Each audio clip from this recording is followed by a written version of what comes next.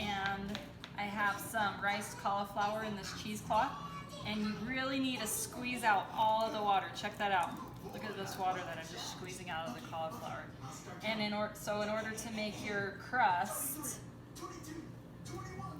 nice and crispy, I mean, it's not going to be as crispy as bread, but your cauliflower crust, you just got to squeeze all the water that you possibly can out of this cauliflower. Reflexive? I'm squeezing really hard. So here's the cauliflower before the water is squeezed out. I used a food processor to make it into rice. Put it in this bowl for 2 minutes. Squeezed and squeezed and squeezed. But this is the before you squeeze. So I'll show you the next step.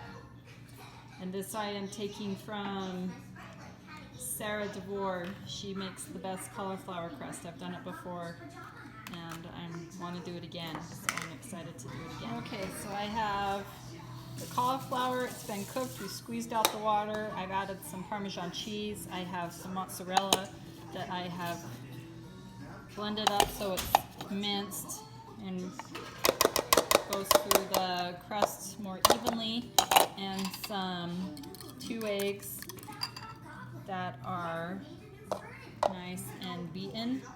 Add this all into my crust and I will mix it up and create some pizza crust with this cauliflower. And adding in the spices, Italian seasoning, garlic powder, some salt. Add that in and we'll mix all that up too. And just being serenaded by Wally Kazam. The kids are watching TV while I'm making food. Oh, he's gonna have root beer float for dessert. What are you doing now? So I've got everything mixed, all the spices and everything, and I am just adding some of my cauliflower dough and smashing it out to make it look like a pizza shape. Well, that's fantastic. Yes, yes it is, and just want to get it smashed and pressed down to about, I don't know, really thin. The thinner the better, I think, because then it makes it so it has more of a crunch. And it's really, really important. The most important step when you're making the cauliflower crust is to squeeze out that water. That really makes a big difference when it's time to cook.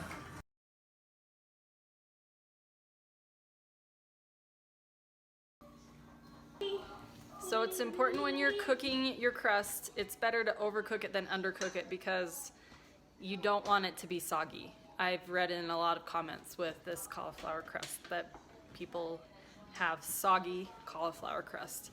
And so the 2 important things to remember is, again, I think I've said it like 500 times now, but squeeze out that water. So steam it in the microwave and then squeeze out all the water with the cheesecloth and keep squeezing, and when you think you've squeezed it all out, do it 2 more times. And then once you get it into the oven, make sure to cook it for a long time. So about 10 to 15 minutes, but you want to check to see how the cheese looks.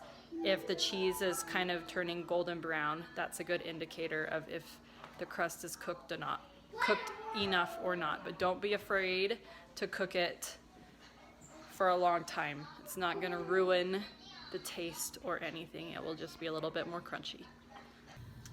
All right, so here we have a crust I cooked for 14 minutes. You can see the little dark goldeny spots. It's a good indicator that it is done. And so we're going to add some toppings and put it back in the oven. Alright, so I put about a half a cup of pizza sauce on it. We just made our own homemade pizza sauce. And so we did about a half a cup of tomato sauce with some spices. Gonna put about a 1/4 cup or so of mozzarella cheese on this pizza. There's already some cheese in the crust, so we don't need a whole lot. And then I'm gonna apply, that sounds funny. I'm gonna put on some chicken. So this chicken I grilled the other day, and it has a stub, scratch that, it's Code 3 spices on it. It's such a good rub. All you do is just put your chicken in a bowl, put this spice on it, this rub, just rub it all over, and then stick it on the grill. And it is moist and delicious and has a great flavor. So got some chicken, and now I'm gonna put on some green onions.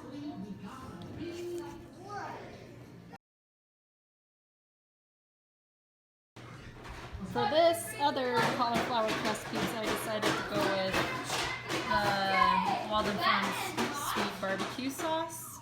I was gonna use this. This sounds so good. This Hacks barbecue sauce, habanero pineapple. But then I was just looking at the macros, and 13 grams of carbs for 2 tablespoons. I just couldn't bring myself to do it. Not today.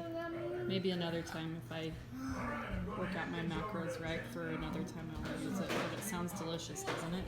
So anyway, using Walden Farms. Adding some cheese. And I'm going to add it again, the chicken. Do a barbecue chicken. Sorry. And a little pineapple. Because I feel like using pineapple, this is where my extra carbs are going to come from.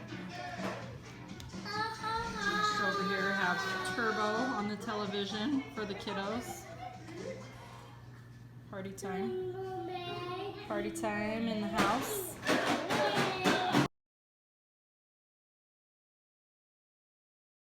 It's really loud. Hey, buddy. Eating a bagel.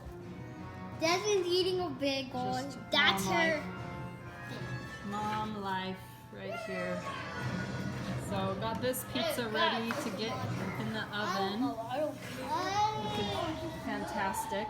And let's go over here to pull out this other one. So here it is. The chicken with homemade tomato sauce. Looks good. Put this one in, cook it for about 7 minutes. I cooked that last one for 7 minutes, and then I ended up doing it for another 2 minutes, and it looks like it kind of got the crust a little burnt. So, oh well. It will still taste delicious. And again, it will not be watery. It's not going to be super crunchy like normal flour crust, but it is good. It is a great alternative and a healthy way to have pizza. All right, what does Ryan have to say? Oh, it's so delicious. Definitely a 10. Yummy, yum, yum. Just kind of falls apart. Yep. It's not the most easiest crust to eat, but it still tastes good. Yum, yum, yum. Just a little bit left of this one, and we have the other one in the oven. Just waiting for it to finish up so we can eat it.